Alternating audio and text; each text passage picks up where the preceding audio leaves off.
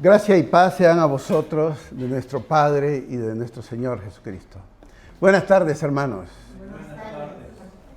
Que la gloria, la honra sea toda para Él y que esta tarde aprovechemos para reflexionar en su palabra. Hace 2 domingos reflexionamos sobre el primer pasaje de Colosenses. Y en este primer pasaje vimos la insistencia que tenía el apóstol Pablo en decirle a los colosenses de cómo tenían que vivir el evangelio proclamado. Decíamos de que Pablo nunca conoció Colosas, él nunca fue ahí. Y cuando escribió esta carta, la escribió estando en una cárcel romana. No como las cárceles de aquí, no. Una cárcel sucia, maloliente, fea, llena de heces, muy maloliente. Y probablemente hasta amarrado con cadenas. No lo sabemos. No obstante, esta carta desde la cautividad, también, como vimos hace 2 domingos, hablaba de cómo es andar dignos en el Señor. Agradándole en todo, decía, llevando fruto para toda buena obra y creciendo todos los días en el conocimiento del Señor. Y lo que a nosotros nos toca, pues aquí estamos para seguir creciendo en el conocimiento del Señor. También hablamos de la importancia que tiene la oración comunal, el orar los unos por los otros, como decía nuestro hermano Mark, pero principalmente que el Evangelio se trata de Jesús. Así que hoy quiero continuar este mensaje que he puesto por título un único Evangelio. Y quiero que me acompañen Colosenses, capítulo 1, del versículo 15 al 23.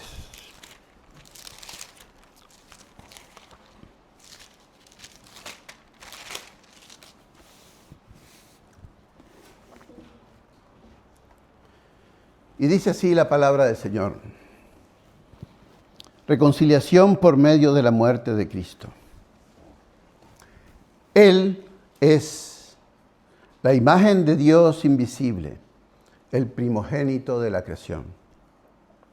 Porque en Él fueron creadas todas las cosas, las que hay en los cielos, las que hay en la tierra, las visibles, las no visibles, sean tronos, sean dominios, sean principados, sean potestades, todo fue creado por medio de Él y para Él.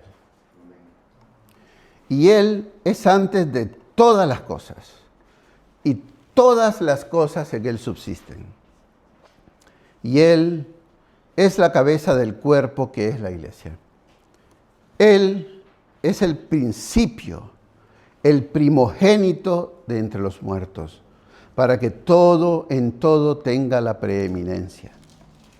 Por cuanto agradó al Padre que en Él habitase toda plenitud, y por medio de Él reconciliar consigo todas las cosas, así las que están en la tierra como las que están en los cielos, haciendo la paz mediante la sangre de su cruz.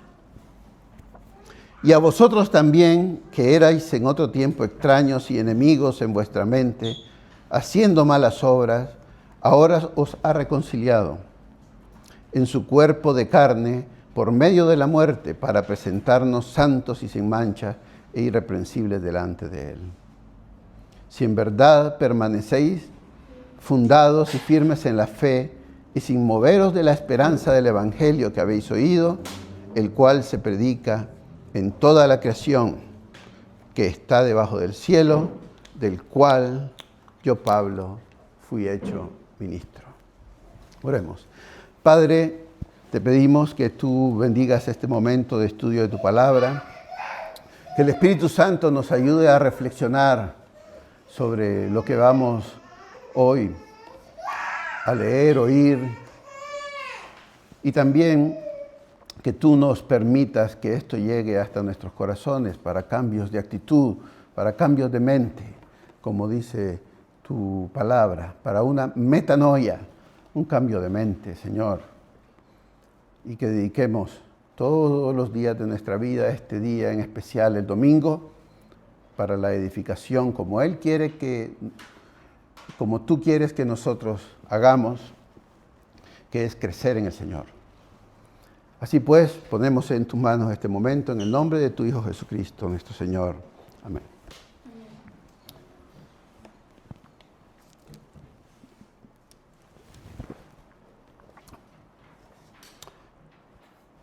El pasaje comienza diciendo, Él es la imagen del Dios invisible, el primogénito de la creación.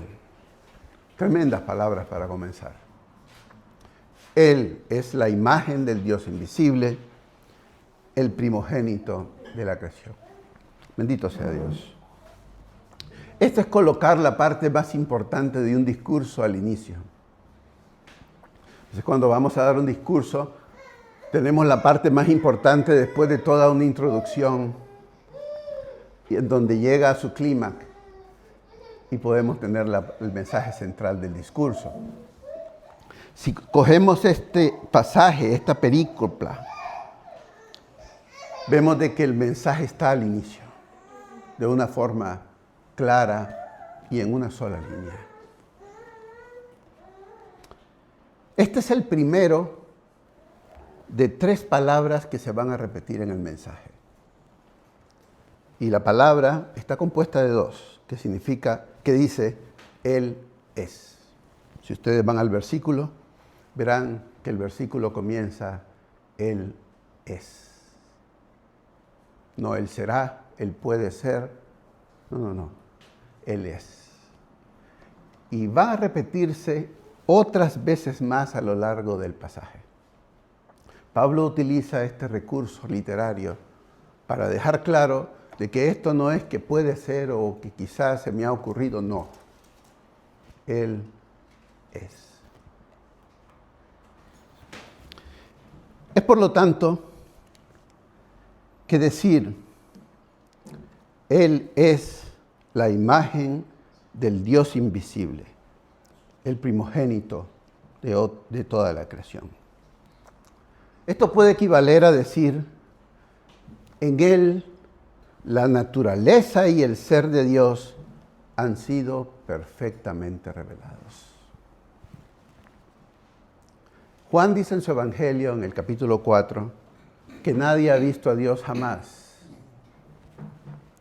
Y si recorremos toda la Escritura, nadie ha visto a Dios jamás. Tenemos el pasaje de Moisés cuando estaba en el Sinaí, y el pasaje nos dice que él no pudo ver a Dios, solo vio su espalda. Y cuando la Biblia utiliza esa forma de hablar de Dios, es porque utiliza antropomorfismos. Es decir, Dios es espíritu, pero utiliza antropomorfismos, es decir, como si fuera una persona, para decir que solo vio la espalda de Dios. Es decir, que solo pudo ver por encima, de refilón, como dicen en otros lados, a Dios. No lo vio cara a cara. Pero qué inmensa alegría saber que a diferencia de Moisés en el Sinaí, Cristo nos dice en el Evangelio, el que me ha visto a mí, ha visto al Padre. Amén. De tal manera de que cuando Cristo se revela en los Evangelios, es el mismo Padre que se está revelando a nosotros directamente. Todos queremos conocer a Dios.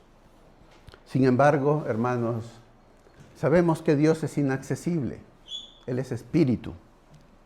Y en nuestra experiencia finita, en nuestra vida finita, que vivimos como media 82 años aquí en Europa, 72 me parece, 82, no me acuerdo bien. 82, lo he dicho bien. 52. 84. 84 años como media se vive en Europa. Es finita, son 8 décadas. Y encima nuestros sentidos son finitos. Nuestro oído alcanza a oír hasta ciertas frecuencias. Nuestros ojos ven solo un espectro de la luz. Nuestra voz no llega de aquí a 200 metros. Ya no se nos escucha nada. Somos finitos. Pero Él ha querido revelarse en su infinitud. Dios se revela a nosotros de 2 maneras. Se revela de una manera que se le ha llamado la revelación natural. Y cuando se habla de la revelación natural, se está hablando de la revelación de Dios por medio de la naturaleza, de todo lo creado. De tal forma que al ver la naturaleza y ver su esplendor, todo el ajuste fino que existe en la naturaleza para que todo exista y se sostenga, es suficiente como para que el ser humano, en su inteligencia, diga, existe un Dios creador. Cuando los científicos buscan cosas muy pequeñas en sus estudios y encuentran maravillas de cómo se mueve una célula muscular o cómo las moléculas transportan las cosas dentro de una célula, no están diciendo, mira cómo estos se han organizado, no. La conclusión es que esto ha sido creado por un Dios. Sin embargo, no pasa así. He de decir de que hay muchos científicos que se han convertido por esta vía, pero desafortunadamente no se reconoce a Dios en la naturaleza. De tal manera que quien no reconoce a Dios en la naturaleza, como dice Pablo en Romanos, no tiene excusa de no saber que existe un Dios, porque Él se revela. Y la segunda forma en que Dios se revela a la creación es mediante su revelación especial. ¿Y a qué llamamos la revelación especial? La revelación especial es su palabra. A través de la revelación general podemos saber que existe un Dios, pero no podemos saber que existe un plan de redención para el hombre. Pero en la revelación especial de su palabra, sí podemos saber de ese plan redentor que Dios planificó desde el inicio. Y dentro de este plan y dentro de esta revelación especial, que es la palabra escrita, el Dios que adoramos ha querido revelarse por medio de su Hijo. Y su Hijo es la mera revelación del Dios invisible.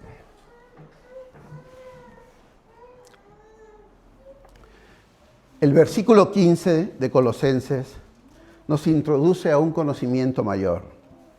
Y es que ese Dios inalcanzable, ese Dios que no podemos ver, ese Dios invisible, se ha vuelto visible y se ha vuelto alcanzable en Jesucristo.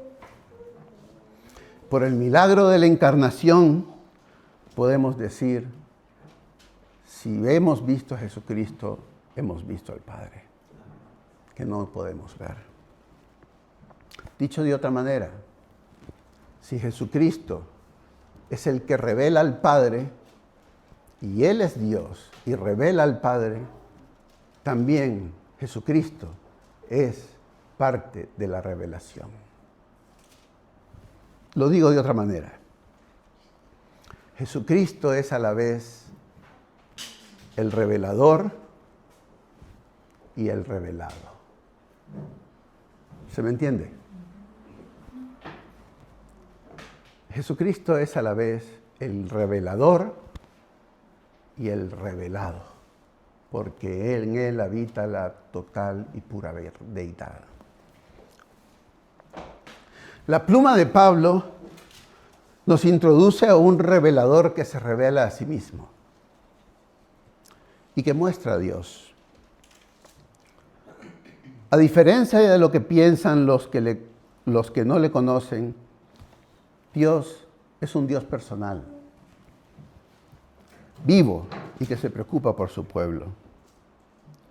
Por la presencia de Jesucristo encarnado, hermanos, no estamos adorando a un Dios invisible, lejano, que no sabemos dónde está. No, tenemos a un Dios cercano, que nos guía y nos consuela y nos da esperanza. Juan Calvino escribió: debemos tener cuidado de no buscar a Dios en otro lugar, puesto que aparte de Cristo, cualquier cosa que se nos ofrezca en el nombre de Dios resultará ser un ídolo. Y esto es una verdad. Cualquier otra manera en que Pablo se dirige a los colosenses y les dice, cualquier otra manera, colosenses, y por extensión a nosotros, busquemos para hallarlo. Si buscamos otra manera, estamos buscando en un lugar equivocado. ¿Y por qué digo esto? Porque los colosenses estaban viviendo una situación en la cual, aunque no lo deja clara la carta, sí nos da pistas para saber lo que estaban viviendo. Y es que estaban viviendo en que filosofías se estaban introduciendo dentro del mensaje del Evangelio. Habían prácticas que ya se estaban saliendo del Evangelio que el hermano Epafras, que fue que fundó la iglesia de Colosas, había transmitido a todos esos hermanos. Y también se estaban introduciendo elementos judíos, como también Pablo defiende en la carta de Gálatas. Defiende el Evangelio de esas prácticas judías que ya habían sido cumplidas en Cristo.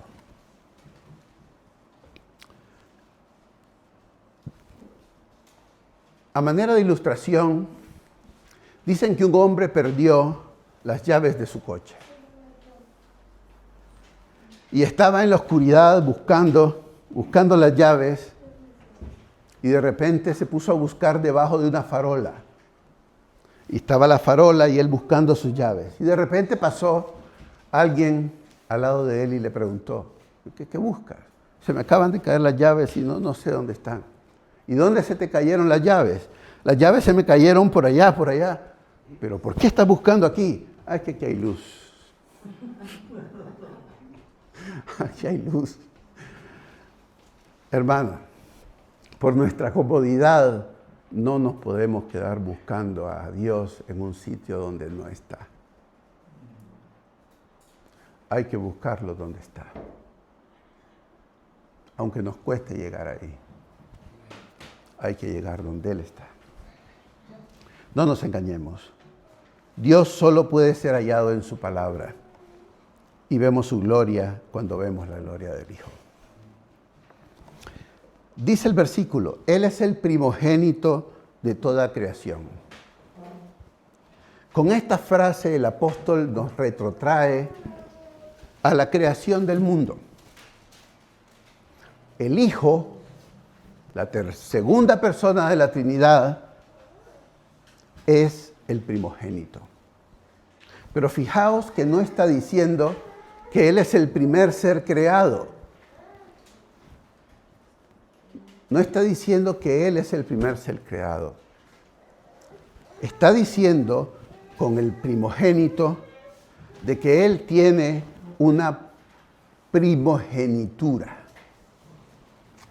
En el Antiguo Testamento sabemos que uno de los hermanos llevaba la primogenitura. Algo así como el hijo mayor, que era el primogénito y por eso llevaba esa posición de preeminencia, de autoridad espiritual, de cabeza familiar. Pues cuando habla de Cristo como el primogénito, no está hablando del primer ser creado, como pueden creer otras doctrinas, como por ejemplo los testigos de Jehová, que Él es el primer ser creado, ¿no? No es el primer ser creado, pero sí tiene la primogenitura. Él es el primogénito, como dice aquí, de toda la creación. Y es en ese sentido que tenemos que entender primogenitura. Cristo es de primera importancia. Él es la cabeza de la familia de la creación. Y si es el primogénito, es el heredero de todo. Adán ciertamente fue creado a imagen y semejanza de Dios. Todos nosotros hemos sido creados a imagen y semejanza de Dios. Es decir, que cada uno de nosotros portamos la imagen de Dios. Somos portadores de su imagen. Que eso no se nos olvide. Pero no somos divinos. Fuimos creados, mas Cristo es la imagen del Dios invisible. Y esto es muy importante para Pablo cuando le comunica a Colosenses, porque Adán, como portador de la imagen, fracasó en el huerto del Edén. El primer Adán fracasó. Pero para Pablo, que sabe muy bien que por ese primer Adán entró el pecado en el mundo, el segundo Adán, o sea, Cristo, tuvo éxito. Y a través de ese segundo Adán, nosotros fuimos curados. Pablo argumenta que el Hijo de Dios es el agente de la creación del mundo visible. Dice el versículo, porque en Él fueron creadas todas las cosas. Versículo 16.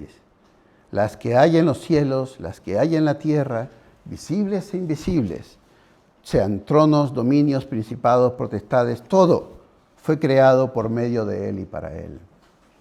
Él es el agente de la creación. De todo lo visible. Pero también, como dice el versículo, de todo lo invisible. Al igual que Juan, Pablo hace hincapié que en Él fueron creadas todas las cosas. Y la creación entera, hermanos, fue creada para Él. A través de Él y para Él. Esto es maravilloso, porque si nos ponemos un momentito a pensar y a reflexionar en qué significa esto, quiere decir que toda la orientación, dirección y propósito de la creación es hacia el Hijo de Dios. Pablo coloca al Hijo de Dios en un lugar absolutamente protagónico.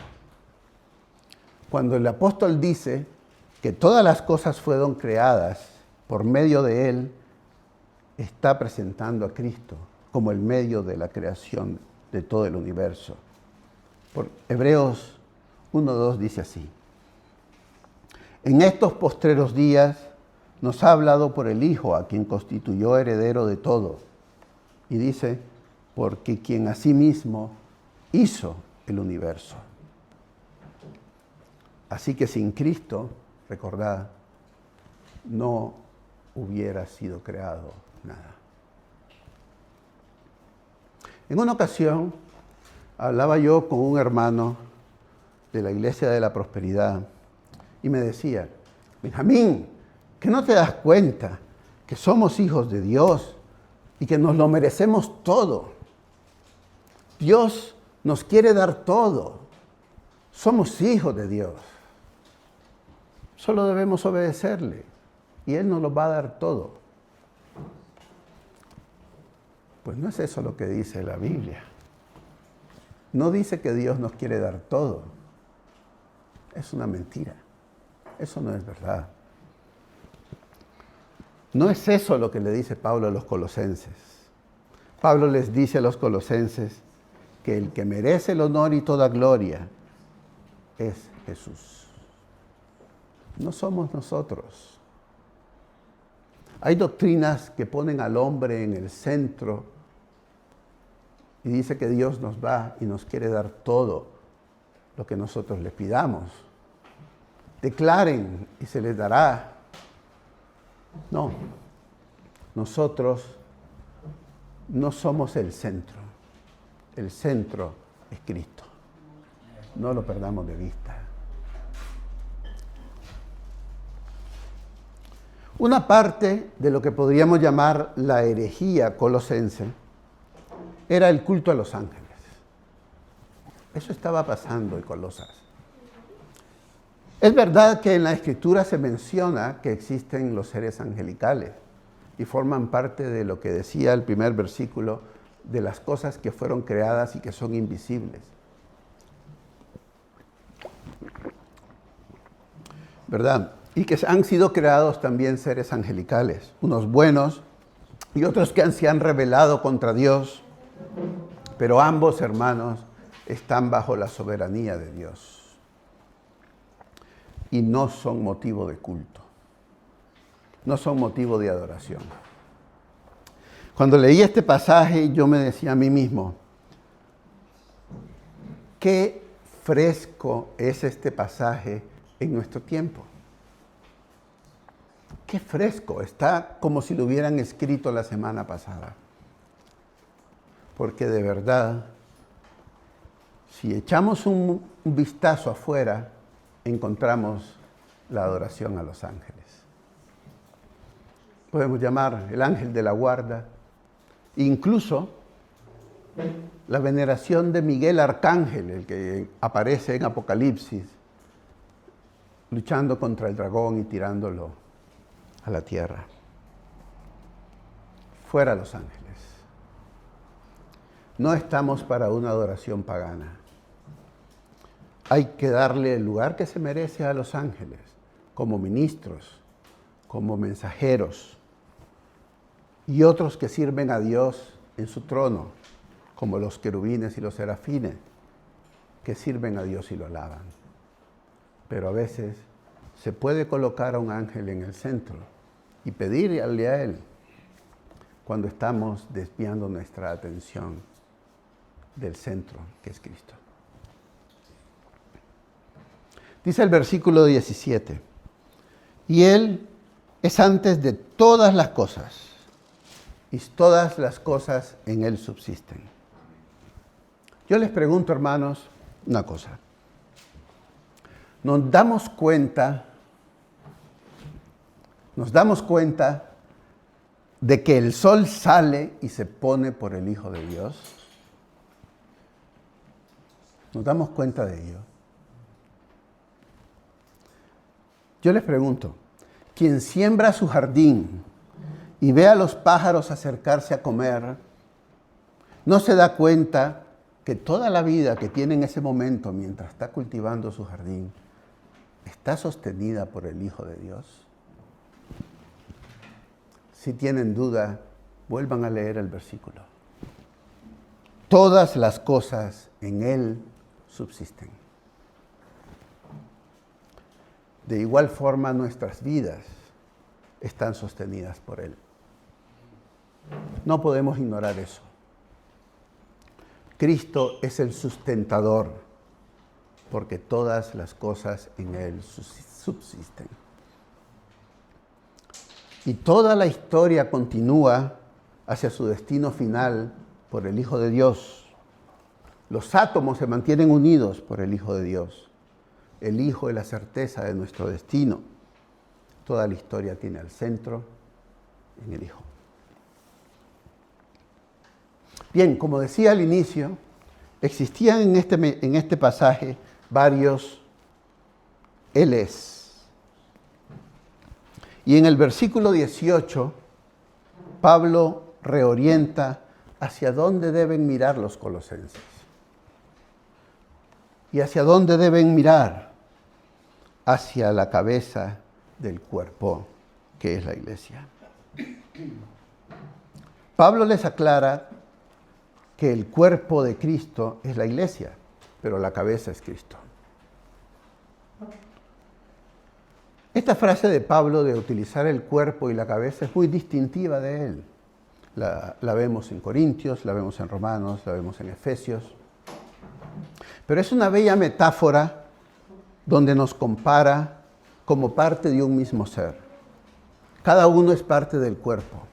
Cada uno tiene diversas funciones. Sin embargo, como el cuerpo es regido por la cabeza, la iglesia es y debe ser regida por Cristo. Y en este contexto de la carta a los colosenses, la cabeza, aparte de la obvia relación que tiene la cabeza con el cuerpo, subyace la idea de que Cristo es la fuente y el Señor de la vida de la iglesia. Es un claro mensaje que no debemos buscar otras cabezas rectoras. Los hombres, todos, somos muy dados a buscar sabiduría en otros lados. Los colosenses lo estaban haciendo, insertando piedad pagana, piedad judía a su conducta, mas estaban equivocados. En la actualidad, esa piedad judía también la vemos metidas en iglesias. Por ejemplo, que un judío use una kipá, que es ese gorrito que se pone aquí atrás. La kipá sirve como un símbolo de respeto y de reverencia hacia Dios. Ellos tratan de reconocer la autoridad suprema del Dios, demostrando al ponerse el gorrito humildad y sumisión a los mandamientos divinos. En otras palabras, con la kipá se ven más piadosos. Pero hermanos, la kipá no se usaba en tiempos de Cristo. No tenemos referencia a la kipá desde Génesis hasta el Apocalipsis. Ningún judío usaba la kipá. Esto comenzó a aparecer en el siglo III y en el siglo IV. Y no en la Biblia, sino en un libro aparte que tenían los judíos que se llama el Talmud. El Talmud, que eran escritos rabínicos de las escrituras donde también se ponían cosas extras a todo esto. Y no fue hasta el siglo XIII y el XIV en que en los judíos de la diáspora, es decir, los que no estaban en Jerusalén, se comenzó a usar con más frecuencia. Hermanos, si creemos que poniéndonos una kipá nos hace más piadosos delante de Dios, estamos sacando a Cristo del foco. Si yo, al pararme aquí frente a ustedes, poniéndome este simbolito, este adorno en la corbata, que es un símbolo de Cristo, se llama el Christos, creo que al ponerme así frente a ustedes soy más piadoso, más humilde. Estoy totalmente equivocado y estoy sacando a Cristo del foco. Por ponernos una cruz o poner un pescadito detrás del coche nos volvemos más piadosos. No nos volvemos más piadosos para nada. Todo pensamiento debe girar en torno a Cristo. Pero volviendo a la metáfora del cuerpo y la cabeza pertenece al cuerpo sosteniéndolo, manteniéndolo vivo, usándolo como instrumento para su obra. Cristo, como aparece aquí, fue el primogénito de entre los muertos, como dice el versículo 18. Cristo fue el primer resucitado. Y en eso se basa nuestra fe. Él tiene la preeminencia, es decir, la autoridad.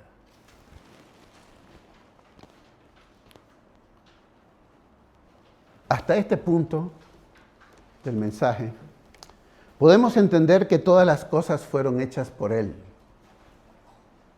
Y además, podemos saber que todas las cosas son sustentadas por Él.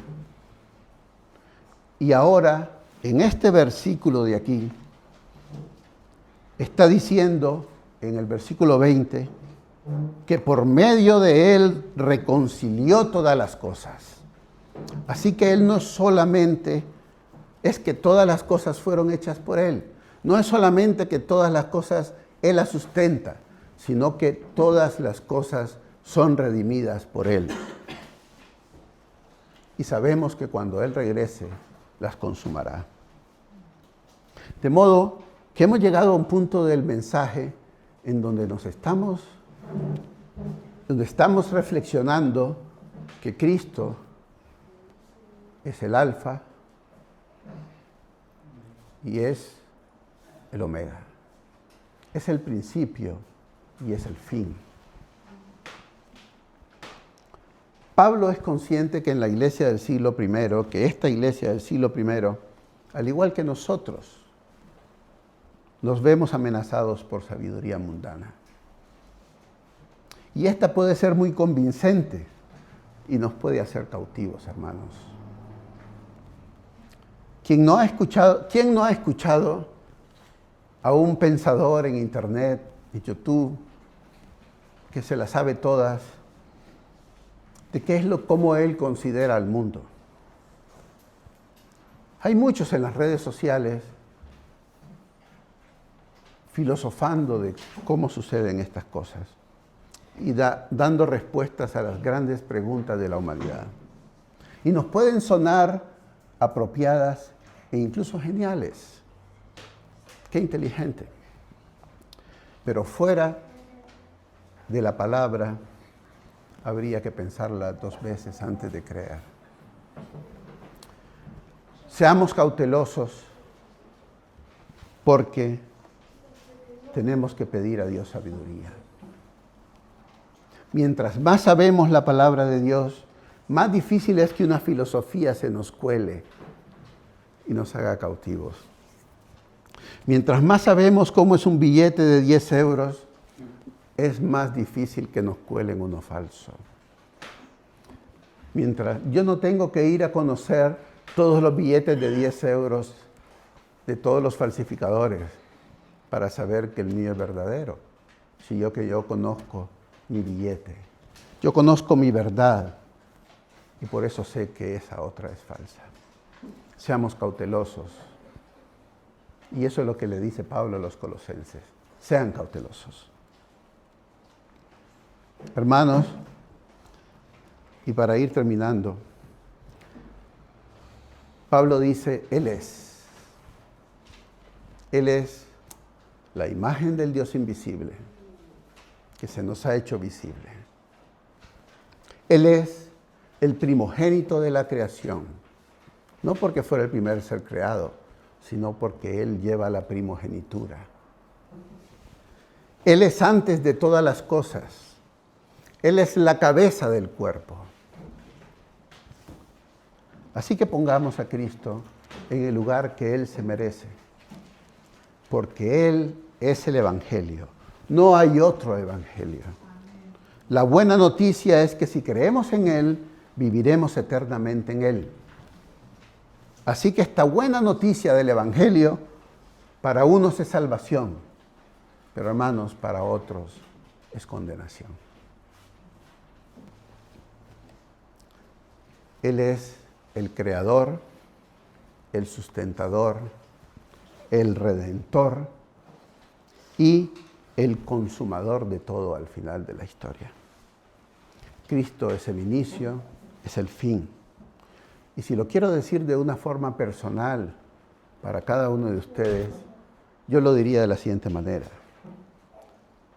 Hermana o hermano, por Él tú existes. Él te sustenta todos los días. Él te ha redimido y por Él sus pecados han sido perdonados y Él consumará la historia en donde tu vida pasará a estar con Él en su gobierno eterno. Amén. Si permanecemos firmes en la fe, como dicen los versículos 21 y 22, y sin movernos de la esperanza que hemos oído, descansaremos en Él. Este es el único evangelio de nuestro Señor Jesucristo. Un único e insustituible evangelio. Que Dios le bendiga. Amén.